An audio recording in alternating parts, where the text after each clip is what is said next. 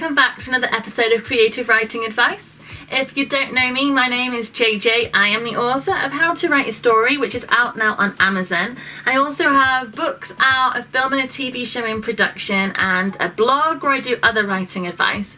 But I'm over here on YouTube bringing you writing advice that I have found really useful in my career.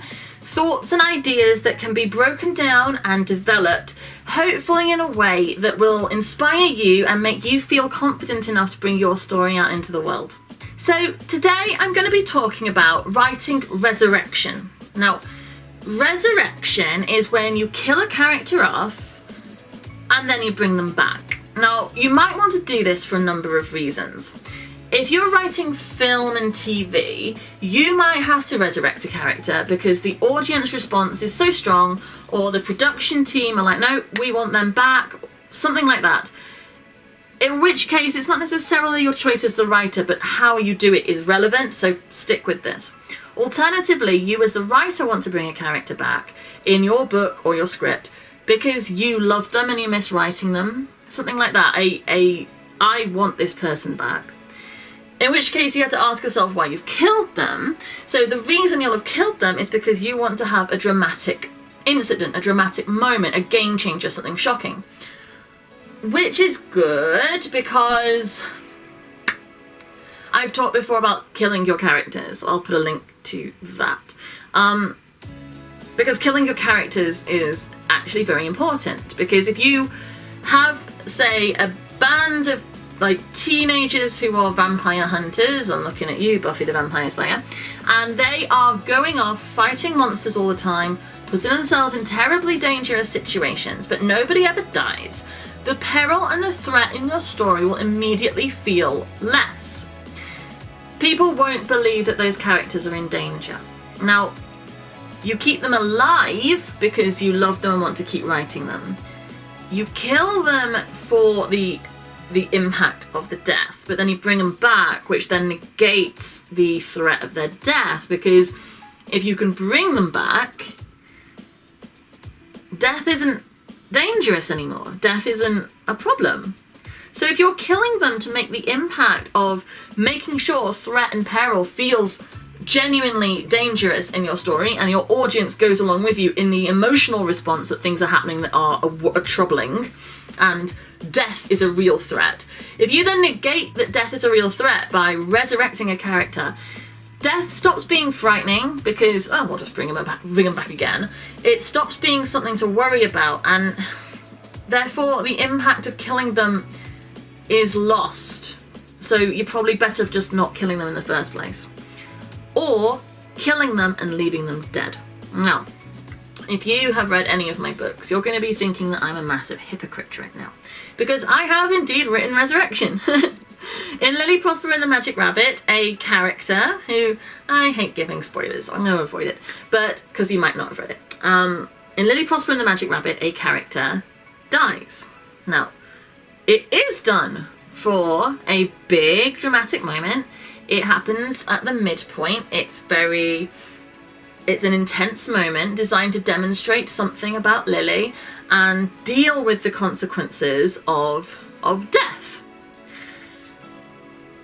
But I do resurrect a character. Now, as I say, it sounds really hypocritical when I've just been talking about the problem with killing characters to get dramatic tension and the threat of death and then bringing them back and negating it, right? But the point is, if you are going to resurrect a character, you have to do it carefully and you have to do it for a reason. So, how to resurrect a character without destroying the threat of death being potentially a scary thing in the future, and remembering that if people can resurrect characters, they could be doing it all the time, which is well, why aren't they? Why are we just letting people die when good people should live longer? Why aren't we just bringing them back again?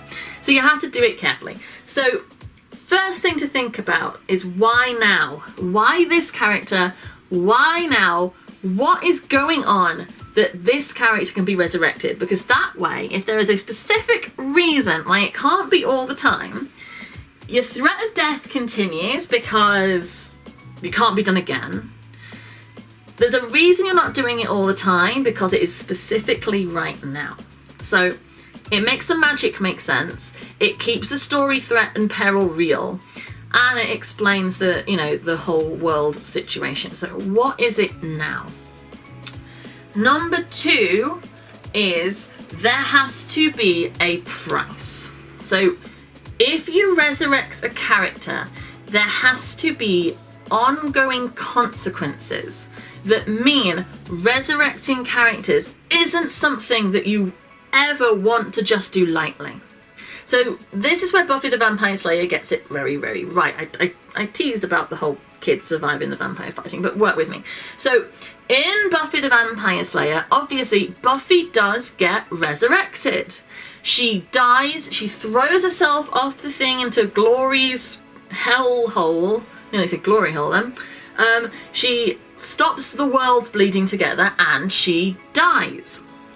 Willow, being a very talented and powerful witch, brings her back. She is resurrected. Now, they deal with this in a very, very responsible way because the magics that Willow has to use are very dangerous and dark. It's not easy for her. It's not an easy spell where she can just do it like that. It's a struggle. So it's clearly shown that making that choice to do that thing is not done lightly. And then there is the long-term consequences of it, which you only have to think about once more with Feeling, where Buffy sings about how she was in heaven and they ripped her out. They did it because they feared she was in hell, that she was being tortured because she'd, jumped into the hell hole, and they were frightened that she was being punished for eternity for saving the world. Buffy then has to live with those ongoing consequences of being resurrected. It is not done lightly. It is not that she's just brought back and carries on regardless. No, resurrection is dealt with as the flipping big deal it is and should be. It should be dealt with like it is life-changing, world-changing, incredible, dangerous, powerful, because it should be. Because it would be. So if you resurrect a character like I have done, it shouldn't be something that can be done all the time. It should either be once because of the specific magics, because the magics are dangerous. It should be a thing that they can only use once and then it's destroyed, and another one could be anywhere in the world, or you have to create it, but it costs like a human life, the exchange, blood, something like that. It can't be something that can be done easily. And there should be ongoing consequences. Now in Lily Prosper and the Magic Rabbit, the resurrection isn't done once because it can only be done once. I don't want to worry about spoilers, but it's not because the resurrection in Lily Prosper and the Magic Rabbit isn't just a one-off thing, but the consequences. So if you have read my book, you will understand what I'm saying.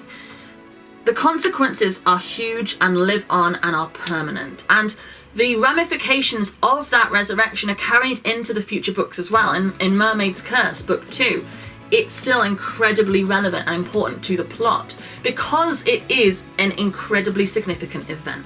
So treat it as such. I hope this has been helpful to you. If you like resurrection and you disagree with me and you think we should have more resurrection of characters, then let me know, drop me a comment, because there are always different opinions and I completely accept that. But this is why I have mine, and this is why I think stories are better if resurrection either doesn't happen or it happens as a significant one-off event that needs to be taken seriously. Please subscribe to this channel. I'm putting out a video every Monday, Wednesday and Friday at 9:30 in the morning. I'm doing this every time where I take a subject, I talk about pop culture, hopefully make these writing subjects as accessible as possible. I don't want you to feel like you have to study before you watch my videos, because I'm not a literacy snob. I want writing and storytelling to be available to everybody no matter what your education is. So don't feel like you're gonna have to like swat up to follow these. That's not my style. So thank you very much for watching. I will be back again soon. Bye.